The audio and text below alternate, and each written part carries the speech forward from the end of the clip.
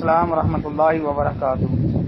मोहतरम भाई कहते हैं कुछ भाइयों ने पैसे मिलाकर कुर्बानी में हिस्सा डाला था। जानवर महंगा होने की सूरत में वो नहीं जानवर लिया तो हम वो पैसे अल्लाह के रास्ते में खर्च करेंगे और वापस लें। भाई इसमें दो बातें याद रखें।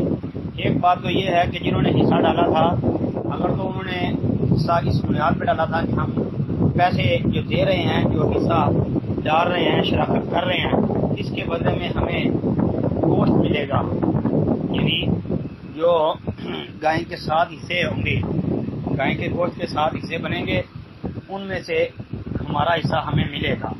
अगर तो उन्हें गोश्त लेने के लिए हिस्सा डाला था तो फिर कुर्बानी नहीं हुई, इस सूरत में उनके पैसे उनको वापस करने चाहिए। एक दूसरी सूरत इसमें यह है कि जिन्होंने हिस्सा डाला था उनका ख्याल ये था कि ये पैसे हम देते हैं कि ये कुर्बानी में हिस्सा डाल देते हैं और कुर्बानी का गोश्त जो है वो हमने नहीं लेना, ये गुराबा मसाकीन के लिए है और गुराबा मसाकीन के लिए ही हम ये कुर्बानी कर रहे हैं, अपना अपना हिस्सा डाल रहे हैं, इसमें से हमें कुछ नहीं चाहिए। तो इस सूरत में वो पैसे जो है वो आप गुराबा मसाकीन में खर्च कर दें जी। ये दो ही सूरतें हैं जी। अब इनमें से आपको मालूम होगा कि कौन सी सूरत थी।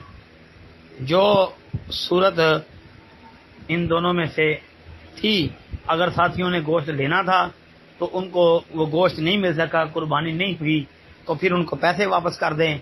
अगर उनका भी ख्याल यही था, उन्होंने आपको बताया हुआ था कि ये हिस्से के पैसे आप लें और अल्लाह के रास्ते में खर्च कर दें, गुराबा मसाकीन में तकसीम कर दें, हमें नहीं चाहिए, तो फिर भाई वो पैसों को आप गुराबा मसाकीन पर खर्च कर दें, सरफ कर दें।